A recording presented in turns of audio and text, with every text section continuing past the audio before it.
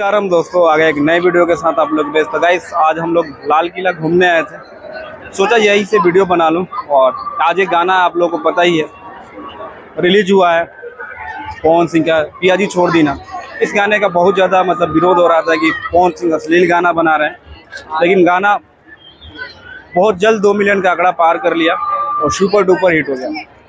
गाने का जो स्टार्टिंग का सीन है, इस वजह से लोगों को लग रहा था कि वल्गरिटी वाला सीन होगा, पवन सिंह औकात पे आगे, बट ऐसा कुछ नहीं है।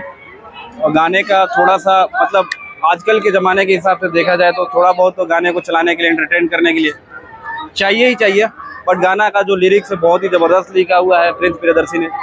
म्यूजिक बहुत कमाल का है और टी सीरीज हमारे भोजपुरी से इस गाने को रिलीज किया गया था, तो बहुत ही बेहतरीन सॉन्ग था। आप लोगों को कैसा लगा थोड़ा कमेंट करके ज़रूर बताना।